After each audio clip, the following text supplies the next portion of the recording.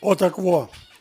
Ще на вечір трошки вам співів Ромео. Ромео і десь там далеко чути його отець. Його отець. Боже, забув ім'я. Згадую.